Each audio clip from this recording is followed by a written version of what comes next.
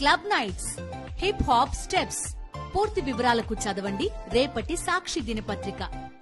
తెలంగాణలో కాంగ్రెస్ ప్రభుత్వం వేగంగా తీసుకుంటున్న నిర్ణయాలు బెడిసి కొడుతున్నాయా?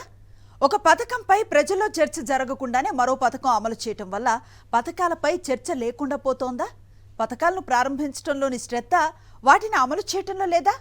ఈ నేపథ్యంలో ముఖ్యమంత్రి రేవంత్ రెడ్డి స్పీడ్ తగ్గించాలని సీనియర్లు చెబుతున్నట్లుగా సమాచారం. లేకపోతే మొదటికే మోసం వస్తుందని వారు హెచ్చరిస్తున్నట్లుగా గాంధీ భవన్ వర్గాల గుసగుస. కాంగ్రెస్ ప్రభుత్వం వచ్చి రావడంతోనే జెట్ స్పీడ్ తో పథకాలు ప్రారంభించింది.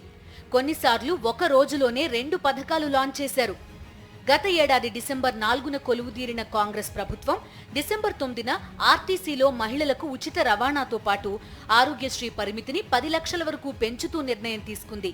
ఆ తర్వాత 500కు గ్యాస్ సిలిండర్, ఇందిరమ్మ ఇళ్లు, 200 యూనిట్ల వరకు ఉచిత కరెంట్, రైతు రుణమాఫీ, హైడ్రా ఏర్పాటు, సెక్రటేరియట్ ముందు రాజీవ్ గాంధీ విగ్రహం ఏర్పాటు, తెలంగాణ రాష్ట్ర గీతంగా జయ జయ హే తెలంగాణ గీతాన్ని ప్రకటించడం, ఇలా చెప్పుకుంటూ పోతే ఇలాంటివి చాలా ఉన్నాయి. అయితే ఇందులో కొన్ని విమర్శలకు అవకాశం ఇవ్వగా మరికొన్ని సంక్షేమ పథకాలు, నిర్ణయాలకు మంచి పేరొచ్చింది. 5 ఏళ్ల పాటు పరిపాలించాలని ప్రజలు అధికారం అప్పగించారు.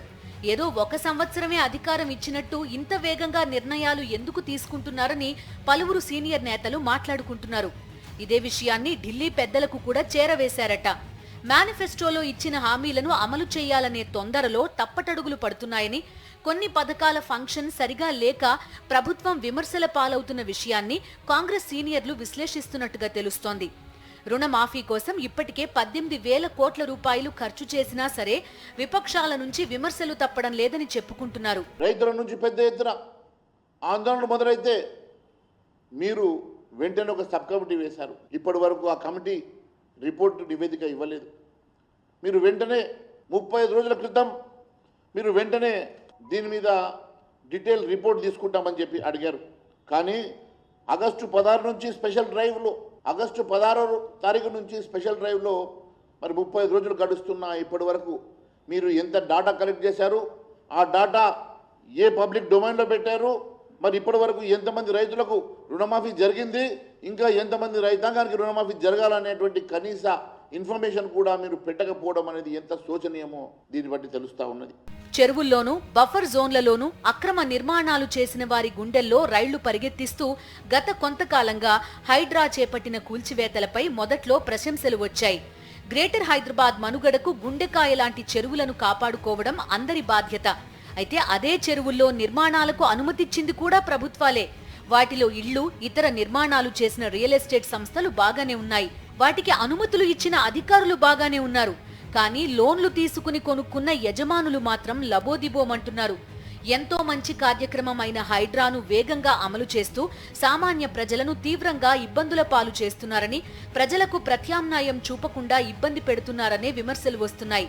హైడ్రాతో మొదట మంచి పేరు వచ్చినా ఆ తర్వాత నెగిటివ్ ప్రచారం జరుగుతున్న విషయాన్ని కాంగ్రెస్ లోని పలువురు సీనియర్లు మాట్లాడుకుంటున్నట్టు చెప్పుకుంటున్నారు.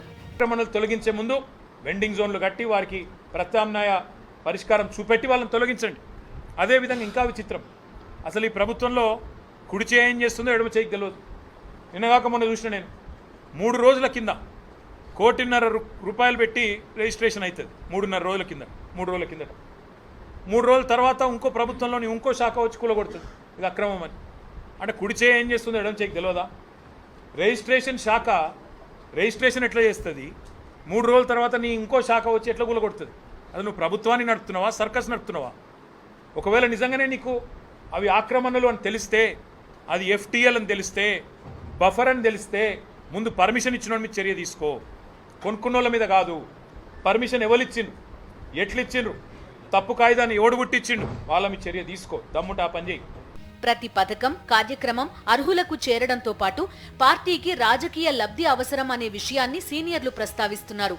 పథకాలపైన, నిర్ణయాలపైన ప్రజల్లో విస్తృతంగా చర్చ జరగాలని, అప్పుడే వాటి లక్ష్యం నెరవేరుతుందని వారు అంటున్నారు.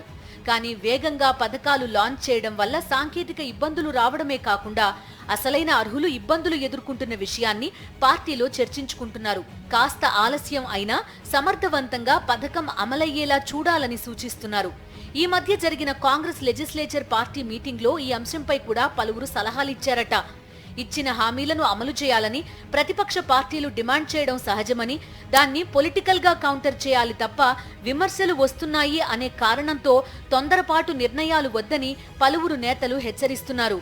ఇకనైనా పథకాల లాంచింగ్ తగ్గించి ఇప్పటికే అమలవుతున్న పథకాలను స్ట్రీమ్ లైన్ చేస్తే ప్రభుత్వానికి మంచి పేరొస్తుందని గాంధీ భవన్లో సీనియర్లు గుసగుసలాడుకుంటున్నారు. ఈ నేపథ్యంలో ఇకనైనా రేవంత్ రెడ్డి దూకుడు తగ్గిస్తారో లేదంటే మరింత పెంచుతారో వేచి చూడాలి.